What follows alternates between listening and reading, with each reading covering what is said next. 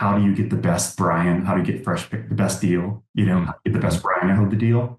And you got to set the tone. I don't have all the answers, but I'm just going to show up and trust my ability, my inner core, that I'll give it my best shot.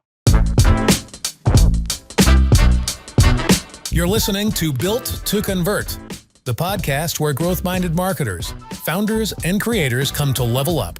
No hype, no guesswork, just bold insights that drive results. Let's go. Hey everyone, I'm Tyler Lane, founder of Session Interactive and host of Built to Convert. On this show, I sit down with growth-minded founders, marketers, and business leaders to explore how strategy, analytics, and smart marketing decisions drive real revenue-focused growth. This episode is brought to you by Session Interactive, the digital agency that helps brands turn complex data into clear strategy. From SEO and analytics to paid media and content, we partner with growth-focused teams to solve digital challenges and drive measurable results. Learn more at sessioninteractive.com. All right, today I'm joined by Brian Brooks, founder of FreshPixelCo, a new kind of creative studio built on 20 plus years of experience in branding, UI, UX, and digital design. Brian's work is all about delivering creative that's fast, smart, and actually helps businesses grow, not just look pretty. I'm excited to dig into how he's launched his studio, what he's learning in year one, and what he sees as the future of agile, impactful design. Brian, great to see you. Welcome to the show. Yeah, thanks, man. This is awesome. Appreciate it. Yeah, absolutely. Great to see you. And so for people that don't know, Brian and I used to work together years ago, and there'll be some topics we bring up likely today. So really good to see you, man. Hey, so let's just kind of break it down. Talk to me about FreshPixel. I know, you were working client side for a while. Talk to me about the impetus to go out on your own. It's a leap of faith. Let's be honest, take some balls. So, for sure. Talk to me about that and go through that, and we'll get kicked off. Yeah, it's good. I've had some wonderful opportunity to take the leap. There's a lot of content about that, and it kind of all started way back when you and I both have kind of dabbled into different agencies and different places and different, helping other people. And now it's like, what if I did for myself, and what if I control the space? And when it comes to work, and when it comes to my time, when it comes to, all those things, and the things that you can't do when you work for someone else is, as we all know, it's like, you got to put your time in, you got to do all these things, pay the bills. And what if there was a space where I could just kind of control everything? And so, before this, I thought I had my dream job. I thought I was going to run this position I had with a private equity firm into the sunset. And Q1 2004, I was like recognized in front of the whole company as the best employee. And then Q2, they let me go. And it's like a long story, but it's so that, when those kind of things happen, the foundation gets shook a little bit, and you kind of like, how can I pick up the pieces, and how can I go, and how can I change, and look at my life, and what is what's the meaning of all this? The guy that I was working, I was like, the tenure there was like 10 years. I was like, oh my God, this is amazing. It's like, they call it the golden handcuffs. I was like, I'm ready, Yeah. And so it's like, now I had this beautiful opportunity to take a couple months off. So last summer, 2024 is when I was like, you know what? I had my own gig before, and I did like freelance, and then I want to do it. I'm going to jump, into it. And I've had a lot of experience. And so I'm like, what a perfect timing. And my wife is supportive, my living situation, everything that I'm going through right now just felt like that. It was like a gut thing, like calling, let's do it, So that's how it started. I love that. Yeah. It kind of sounds like you kind of just this, Q1 of that year, right? You're you're on cloud nine, and then and the rug pulled out from under you, and then you kind of have this existential like paradigm shift, essentially, right? Yeah. Talk to me about just the first few months of business. I mean, Yeah. all the inner workings. Was it, Yeah. difficult to lock down your first client? What was the process? Did you reach out to the network? Talk to me about that. Yeah. Yeah. Yeah. Absolutely. So fortunately, I came out of the gate really hot. Mm. So, and I was like shocked, to be honest. Um, so yeah, you hit on a couple of things I know we're probably gonna get into as far as like sales and all those things. Sure. But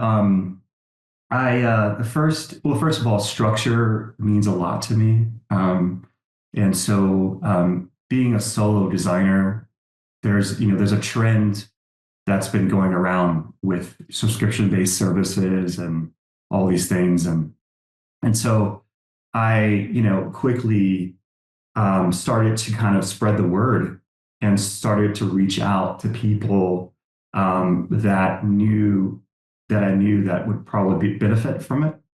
And that list was kind of short, but it was really strong. So, but yeah, so like I said, structure, like putting everything together was like really important as far as when I did this before. I wanted to, I just did it like flying through it, didn't really think about taxes, didn't think about accounting, didn't think about, I remember you and I had a conversation early in it as well.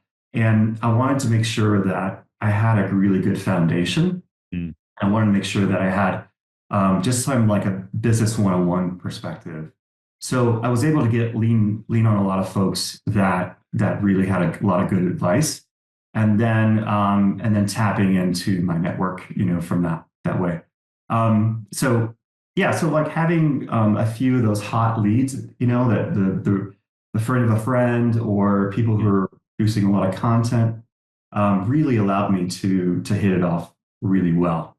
And then all into like from like summer, it was almost to a point where my wife was saying like, this is too good to be true. Like, this is insane.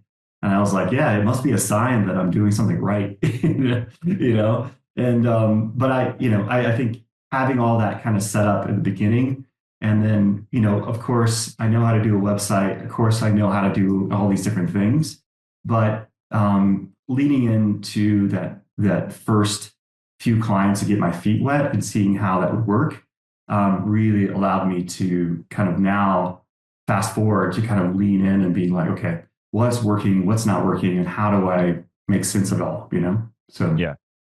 You're going to make mistakes. It's kind of like that fail forward mentality, right? You just got to be like, I'm in this, I'm committed.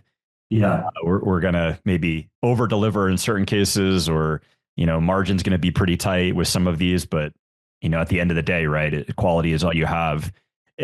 Speaking of that word quality, you really market yourself as fast, flexible, and lean. Mhm. Talk to me about how you come into brands that have perhaps an internal design team, or they're working with a big agency already.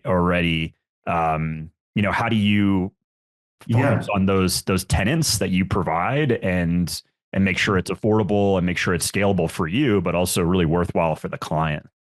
Yeah, that's a great question. So depending where, I have a couple examples I kind of thinking about as you asked that. Yeah, I love it. So depending what kind of company that I'm working for, whether it be a startup, a well-established, or actually serving another agency. Mm-hmm. A lot of people, I'll talk about the supporting an agency or a company like yours. Sure.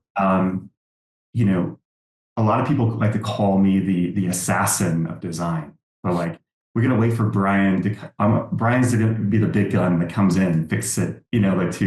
So like, for example, if there's a project that everybody, it's like all hands on. Everyone's trying to figure it out, and they're just like your head's down. And then sometimes you get tunnel vision as a company.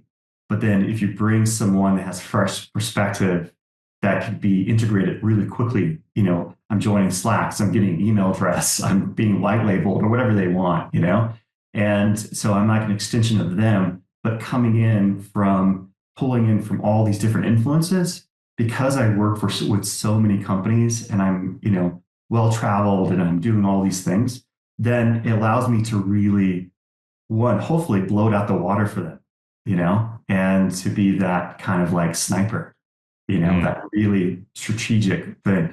And I know a lot of people like sit back and like, oh, this is the perfect project for Brian because we know he's going to nail it, kind of thing. Yes.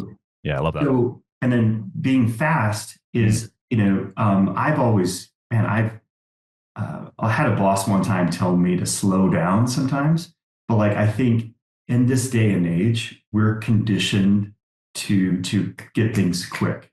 So I'd rather like present fast and iterate, like to like adjust it on the fly, So I have a pretty strict fast turnaround time, and there's reasons why, and I think it's very strategic because one, it gets it because whenever you present a design, say like a landing page or marketing campaign, then what it does, the people that have had blinders on for a while, it inspires them to think, oh, we can do this now. We're like, we have unlocked something, even though it might not be 100% there, it will spur the whole team on, especially larger teams, to have their own thoughts and own ideas. Then it becomes like this really cool collaborative perspective, There was one time with a bigger company where a lot of these huge, big minds were in the meeting, like execs. And I literally said, let's get in a conference room, like virtually, and let's open up. And then I'm going to open my Figma file. Oh, wow. And then let's design on the fly and let's get all these ideas. And I was like doing like real time, like just, like, like the future, and so that's been, that's really powerful because a lot of times big agencies will be like, well, we'll see you like in 2 months, and we'll ship you this design, or they're not as fast. They're not as like a team member kind of feeling. And then for the startup side, I had the best, I need to put this quote on my website. And that guy said, the owner of the startup, they're like in series 2 now, or funding 2. Cool. And he was like, Brian, you're producing more than all my team right now, and who are full time, And so to very much, it's like a huge compliment that I'm when I join, when that payment hits, I'm yours for the month, or whatever the structure is that they agree on. Sure. And so that's been really like a joy to be a part of this kind of, initiative. I mean, that's the ultimate compliment. That said, right? Because I think we've all dealt with that. Like we're the consultant or the agency coming in, and there's an incumbent designer or digital marketer or whatever that's been around for a long time, perhaps a little bit jaded in certain cases, and you come in with maybe fresh ideas or ideas maybe that have been talked about before but never executed upon. How do you go about ensuring, and you kind of mentioned it a little bit, but ensuring that you're collaborative, you're not looking to replace anyone necessarily, right? You're looking to work in tandem with them to push the ideation, to push the strategy. How do you do that, and kind of what communications strategies do you enact there? I'm curious. Yeah, good question, man. I love it. So I think there's a lot of 3 words that came up. Empathy. Number 1, like read the room, speaking your needs, meaning like being very vulnerable, very honest about how do you get the best Brian, how to get the best deal, how to get the best Brian out of the deal. And you got to set the tone, and then humble and being like, hey, I don't have all the answers, but I'm just going to show up and trust my ability, my inner core, that I'll give it my best shot. And so if I lead with empathy, and I'm, you're kind of, I don't know if you've done this before. I'm sure you do. I'm sure you do, but you can kind of like, you get on a call, you get on this like 2-dimensional thing, and here's your opportunity to own the space. But you're listening more than talking, and you're really engaging, and it becomes this kind of like a bit of a translator in a way. So you start to recognize, okay, who's who, what's going on, what are the issues, they'll say like, this designer screwed us over. I hear that a lot, Sure. Yeah. how can I trust you? They bailed on us. They're in Japan somewhere, so, or whatever, or they're on vacation or, just those kind of things where, and so if you really understand where they're at, and then how do I properly, how do I fit the puzzle, in that? And so this low commitment, like low, I don't know like the best way to say it, but it's not like low commitment, but it's like this month to month kind of idea, or this like flat rate, or this, this ability to be like, hey, we need a break for a little bit and then we'll come back, really allows that time to be very valuable for them. But yeah, so I think that answers your question. Yeah, no, it does. And I mean, I could just hear the intentionality. I can just hear the visceral, just, go forward and commitment you have to your clients, which is always something I've known you for as well, Brian. So it's awesome to hear that. I just want to touch on just putting yourself on the spot with all those executives and the entire team with a Figma file.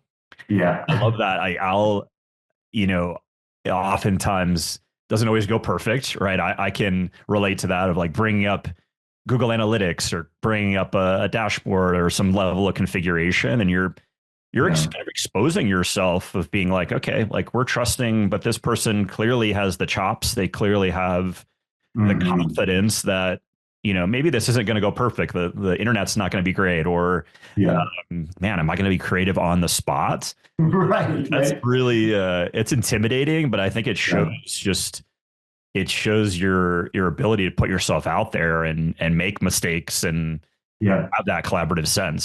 So I love that. That's really cool to hear. Yeah. It's twofold too, man, because, well, okay. If you're in a model where you're paying, like a 2-month project, it's a little bit risky because they're like, well, why are we paying so much time, and you're doing it like this, right? But it's like this, this Picasso, I don't know if you heard this before, where Picasso was in a cafe in Spain, and someone said, hey, can you draw something on this napkin? And he goes, sure. And he's like, he drew it. And he's like, $40,000. Like, what? Yeah. Because, it's like it took me like so long for me to draw this way, but it's fast, but it's pulling from a wealth of knowledge. Wealth of knowledge and experience. Yeah. Yeah. And it's pulling from way more than just, a freaking, napkin drawing. Oh yeah. Yeah. So that's super impactful of like, yeah, I'm fast, but I'm like, I'm a lot of designers too, they hold their stuff really close. I'm not that way. I'm like quickly, how people like, you have like iterations, like, 1, 2, file numbers, like 1A, final 2, final 4, final 6. Sure. People save everything. I just like, sometimes I don't even save it. I'm just like, that's not going to work. It's on to the next thing. On to the next. Yeah. Keep it. And so that's kind of like how I've looked at it, and knowing that, trusting in myself, and making sure that I'm making, man, there's so much to talk about. Oh, I love it. So, hey, trust me, this is your first, not going to be your first and only time on the podcast. We're going to have you on as a recurring guest. We want to hear about the business. Switching gears here a little bit around just design as a whole. I mean, you kind of, again, you market yourself as, fast, lean, agile, quality, of course. But let's say there's a brand, brings you on. It's maybe it pays well, but the design is stagnant, or their guidelines are very strict. And maybe they're having you work on things that aren't incredibly challenging. How do you maintain inspiration? How do you, aside from the revenue, which is great, but just, hey man, I really want to focus on this other thing. It's way more creative, and just doing kind of these, day to day. Maybe it's a slide deck or things like that. Again, not to diminish that by any means, but yeah, talk to me. How do you maintain inspiration? How do you keep motivated when doing those type of things that aren't necessarily as sexy? Yeah. So, great question, man. So I would say, we kind of all experience those kind of like down times of like, oh, you know what? I'm just doing like data entry here. I'm just doing like changing a couple things here and there. But I'm able to find joy in all of it. And like, and the focus has been like, man, can you believe this? I get to move my mouse around and I get to do this Yeah. like I'm sitting and it's that kind of perspective is really helpful.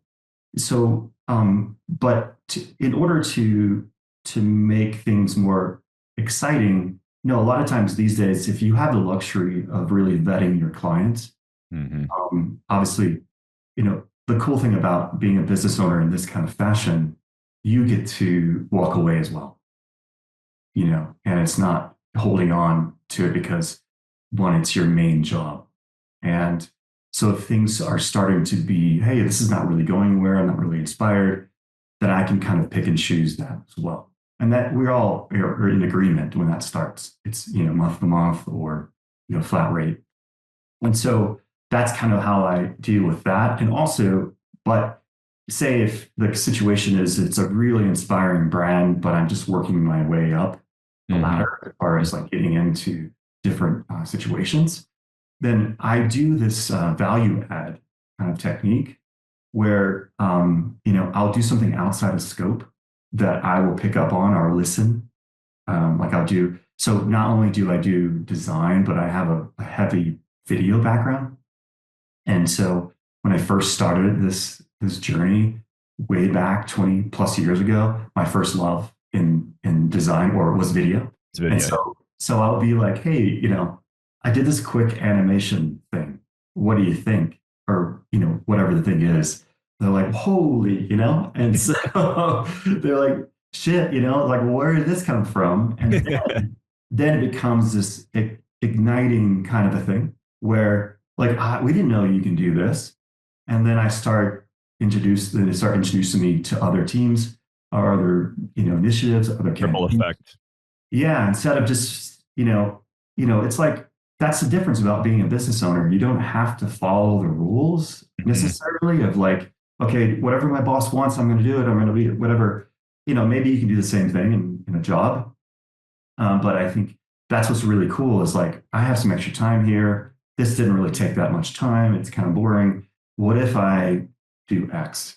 And then they're like I call this slow drip as well. This is kind of a tangent. I don't think it's a tangent. It's connected. So if you're, I like to use a lot of analogies with relationships. Love it.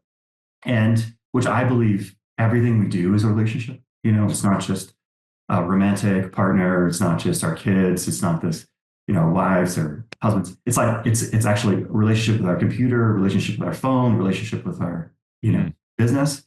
And it should be treated the same way, So when I say slow drip, it's like, if I was on a first date, for example, and I just like blew through all my stuff here, this is Brian. And I'm like, this is Brian. So, like, I've done this, I've gone here. And she's like, what? She's like overwhelmed. Yeah. And I think from a marketing perspective, because I'm a brand, what I'm wearing now is my brand or, it's who I am, right? Sure. The way I look.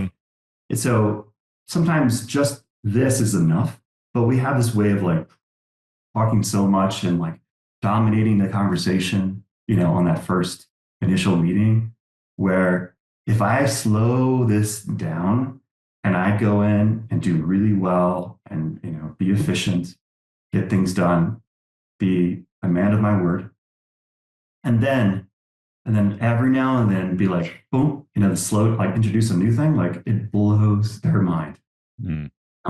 And instead of just being like, I can do all the things for you and like pounding out LinkedIn messages and pounding out all this like sales initiative or whatever it is, it's more or less like, this is who I am and this is how I can make it awesome for you.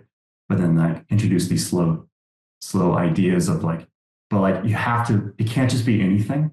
But you have to really listen and you have to really understand who they are and why and what they're trying to do, and where it just comes in at the right time, Just a deep immersion, Brian. I mean, you've clearly established quality relationships with these individuals. I want to go back to a point that you made just around, this is something we've done as well. Of, when you first start out in business, it's a lot of like, yes, I'll take it on. But I think, what I'm hearing from you is that just the foundational approach that you went through and really nailing your ideal client profile, that ICP, to ensure that you kind of, what you're getting involved with. Yeah. That, the projects, again, not everything's going to be the most attractive, but what's there, and that's likely going to continue to stimulate you and make sure there's a good rapport and there's just a good expectation set right away. So I love hearing that. And then one thing I also hear from you is kind of the service overview, right? Oftentimes brands, whether it's on the digital marketing side for us or design, it doesn't matter. They're all interconnected, but they are fixated perhaps on an acute issue. They have this particular, we need Brian to execute on this X, Y, and Z. And in certain cases, they're not fully aware. And I think of all of the services that you truly provide. And I think there's a case to be made around making sure they are aware of that up front, but also there's a case too of that surprise or added capability to perhaps under promise, over deliver, as you're likely doing, and getting them, wow, okay. And that deepens the conversations, as you mentioned, that ripple effect that just permeates throughout a brand. And before you know it, you had one point of contact, now you have 4, right? And they're like, we need to work with Brian. So I love that. And just your abilities to do that. So it really convincing stuff. Yeah, it makes you, another relationship analogy, it makes you very attractive to them. Totally. And they're like, whoa, like, where did this come from? And it makes you very talkable. They'll like refer you more, I think, in that way. But it's a slow building perspective, and knowing and trusting in yourself that when things start to fall apart or things are like, hey, who's going to call kind of thing, and knowing that who you are is enough. And what you're trying to do is enough. And then being able to shift and go into new things. But yeah, it's very much I don't know, I don't know if you can feel the difference between, if you think about traditional, or like, and I'm not knocking it either as far as just like marketing and all these different things. Sure. But like the things that I'm talking about, for me, it just feels lighter and a little bit like freer and easier of moving through these things, and allowing my the work and my reputation to slowly build and slowly gain momentum. And I when I do the opposite, I feel overwhelmed. I feel stuck. I think I even texted you one time. You're like, dude, what do I do right now? Like, how do I? And sure. Obviously you just went off like, yeah, that's of course, yeah. And just how I read your communication about that was just stay true, do what it takes, focus on the facts, right? Yeah. Stay what you can control it. What you can't, don't sweat it. Don't sweat it. Yeah. Yeah. And that's kind of like keep it 1-to-1. Yeah. It's huge, Brian. You're making some amazing points. So in the age of immediate gratification, probably where I'm going here, and this the trending acronym these days around AI, it's something we need to discuss. And again, that immediate gratification component is being applied to everything, right? These, you just assign a prompt and you get this done, and that's for different channels. That's for creative. How are you dealing with that? Are you experiencing that with your clients to be like, well, why is this taking? I know you're fast. Your turnaround times are incredibly aggressive and awesome. But are you embracing that level of technology? And are you finding it kind of stymies creativity, or does it improve? Does it allow you to ideate? Elaborate on that. Yeah. So in the spirit of being fast or like trying to get something in front of the client first. I will vet out things that help, obviously, Of course. Yeah. I think the foundational for me is communication, being ultra clear, especially if I'm not meeting with them as much, or we have a type of relationship where it's just sending it over in a project management tool or Slack. Mm-hmm. I will even like make sure it's very, very tight.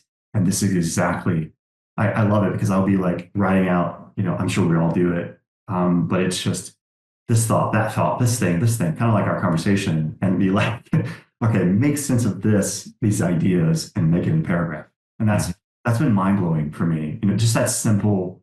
That's pretty much what I use it the most. Sure. And then some research,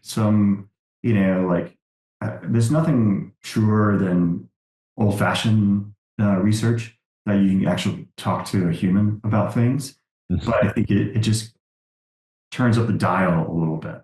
Mm-hmm. And but there is this, there's a simultaneous thing that I think a battle that's going on about people. I don't know if it's going to switch, but people, in my opinion, sniffing out what's fake and what's real. And obviously we can see it in photos. It's getting a little bit more dangerous now. It's kind of harder to tell. But there's this craving for, if you know it or not, this craving of the authentic, Yeah. And and I think that's been a driver for me, and that's how I stay relevant. And the way I do it is the more I am an authentic person in my personal life, the more I'm authentic in my work. Mm. And where I'm not always bogged down, always on the screen, and trying to it's like content overload thing. And then when you introduce that to a company of like authentic experiences, then that wins every time. I personally call it the mirror effect. And if you can show a company who they are by holding up a reflection of who they are, then that supersedes anything AI can think of.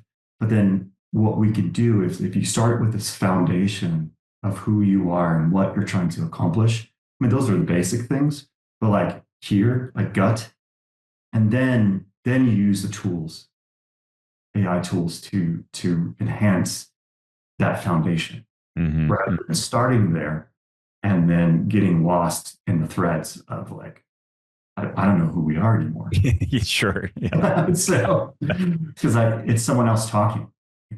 Yeah, that's great perspective. I think, again, it's just AI is coming for your job or this and that. And I think repositioning it really is just being, it's an extension of yourself. It's your coworker. It's your strategy, ability to bounce ideas off. It's ability to expedite certain information. But I can't agree with you more that authenticity. And I mean, it reminds me of so many different things, and just wanting to get back to the real raw, like this is a human action, right? That's been taken. I think we all covet that, right? Yeah. Good stuff. Yeah, for sure. And humans, when I move my pencil and draw something, it's one for one. And then one of my fear is that AI potentially is duplicating that content, those things, those images, and using it in variations. It's not. I don't know if it's truly one to one. And how do we know that it's? I mean, obviously, we all borrow things. We all inspired by things. We rewrite things. That's been done forever, in the art, right? So, but I think it's just, there's something about knowing that there's no one's been like me, and no one's going to be like me when I go. And I have this one opportunity to show up. And if anything, I want AI to be an extension of who I am and not to replace. Sure. And I think there's some guardrails that we can set in place with that perspective. Yeah. Yeah, just the moral aspects, the ethical concerns too, and just establishing those frameworks Yeah. is always important. Yeah. Coming up on a year now, Brian, right? When will it will be a year at the end of this month? When Yeah. I would say June is when I officially kicked it off. great. Yeah. Awesome. Mhm. Yeah. It's huge. It's huge. Burnout, it comes to mind too. And Yeah. that excitement, I think you and I talked about that when you first got started. And unsolicited advice, right? I was, one, really excited for you. And then two is just this aspect of, I mentioned earlier, and this is something like a mantra that I have with my team, like quality is all we have, right? And honestly, that permeates to your reputation as well. But as a, solopreneur and building this brand that you have now, you Yeah. need to push the limits, right? You need to push the limits on yourself without it impacting quality for your clients. So talk to me about where you're at right now. What are the plans for FreshPixel as you evolve, Right. and to avoid burnout, right? To still provide the highest quality, nimble design, fresh perspective, but not burn yourself out in the meantime and get frustrated. Right. Yeah, Right. curious about that. Yeah. So, um, the thing that I think that's very important is know, for me, for a designer, is know when you're most creative during the day or during the week, Mm-hmm. and to be very protective of that time, and to be very almost create a structure around, hey, from 10 to 2, I'm not available. Mm-hmm. And or and that's a beautiful thing about, again, owning your own business, is controlling that time. Um, and um, when I when I'm my busiest, so probably the busiest I've ever been, I had 7 clients at one time, and I took in consideration that, and you know, as you can tell, I'm very into like here right now, even for a long Love time. it. Yeah, I But love it. I know, okay, the basics. If I sleep really well, if I get a lot of sleep, I'm good. If Yeah. I, the first thing I do in the morning, if I figure out, like, it's like a trial thing. If I like, work out versus get on my screen real quick, or I meditate, or whatever those things are, how I set the tone in the morning dictates everything. Mm. And it there's a physical feeling that happens. And I think everyone's individually different. You can find all these different takes on that. But I think that's the key for me, is how I start, is how I'm going to complete every day. Yeah. Yeah. And so I found recently incredible scheduling program software called Motion, with an M. Mm-hmm. And that's been huge for me, because it's not necessarily timeline based, but it's like, I want to work on this 2 hours, and then it's going to be due this day, and it just fills in with my parameters, right, in Sure. my blocks, and nothing can be interrupted in that way. So any calendar things and stuff like that. So there's a couple different tools that I've leaned on for that. And then I'm a firm believer of getting out of my city, getting out of how, the more I'm around, the more around other designers, other people, other situations, everything, I become a sponge. If I'm getting frustrated, it's all my fault, is my perspective. It's no one else's.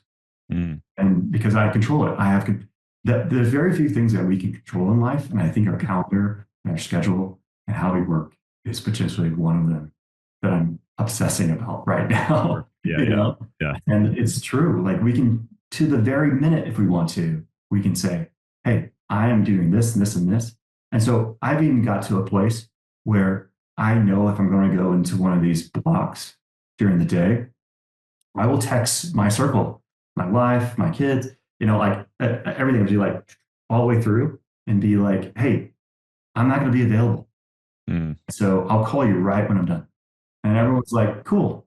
because people around us are not mind readers until you tell them. Mm-hmm. I love to set the tone, and I do the same thing with companies as well. So this is like a huge one that I figured out a while back.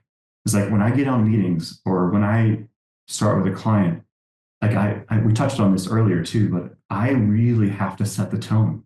I have to set the parameters. If not, we quickly train people by one-word responses. We quickly train them like, hey, yeah, I'll get it done, whatever. Or, but like if I narrow in, so one of the things I do, and I love this, I have this like small presentation that I give whenever someone signs on for a month or more.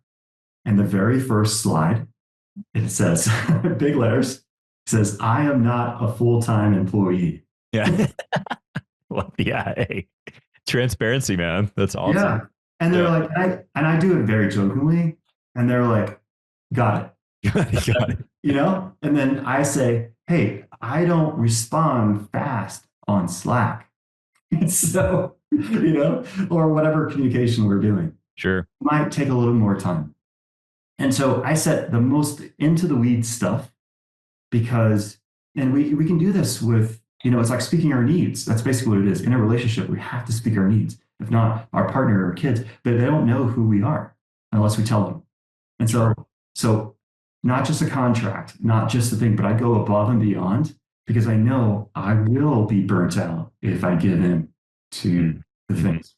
And it's being professional and it's being tight with your schedule, with your time. That's how I'm efficient because I know what works, what doesn't work. Yeah, brilliant stuff. It's just, and it's applicable aspects to anyone. It's not just obviously in the creative field, but just, it sounds like, expectations, right? Setting those clearly to your family, to your friends, to yourself, to your clients, and then establishing those guardrails. Like, I love that. It's easy for us to get off the rails. And then one of the other things that really resonates with me, it's such a simplistic thing and it often gets missed is like, go outside, right?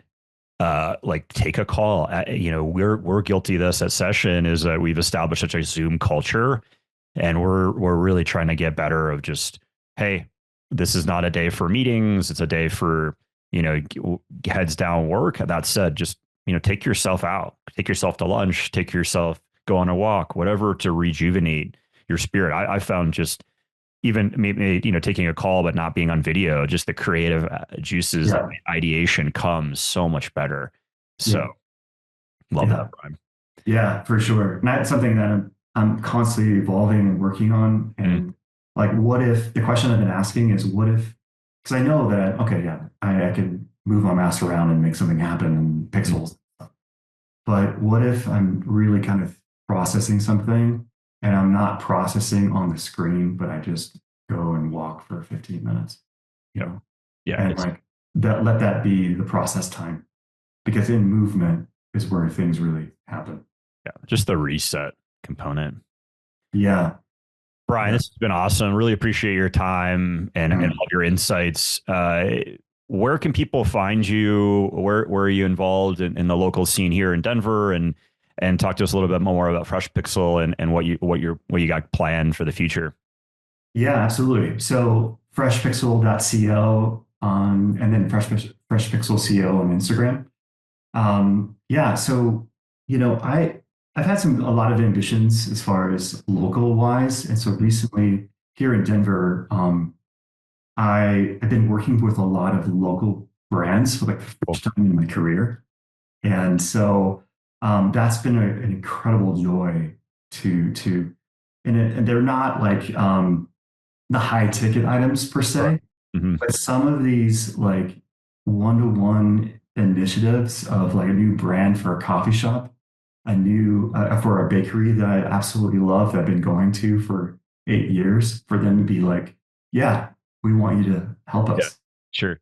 That, and we have a friend we were just talking about earlier for the call. It's like, we have a friend that has a brewery and I did a beer can design for the first time. So, like thinking about ways. So, and that as far as community based, that's how I feel like, I could do all these huge brands which I've been a part of and done. And it's awesome. I'm thankful.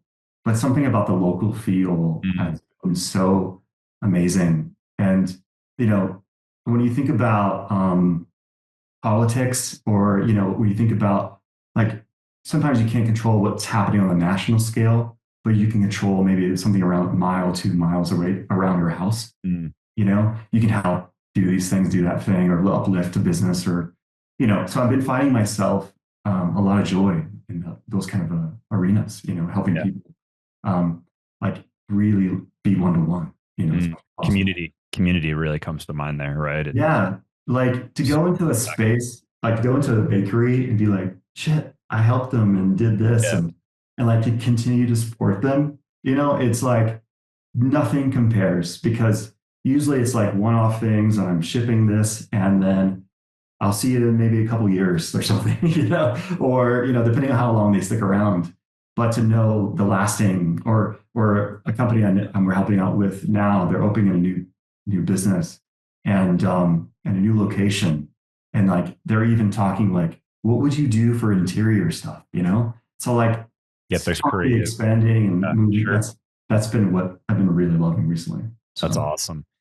Well, Brian, again, appreciate your time, and everyone listening, feel free to visit Brian's website, FreshPixel.co, and stay tuned for our next episode. Appreciate your time. Thanks, Brian. Thank you. It's been a joy. Thanks. Absolutely. Thanks for listening to Built to Convert. If you're serious about growth, don't just listen. Subscribe, leave a review, and follow us for new episodes that drop straight into your feed. Until next time, keep building.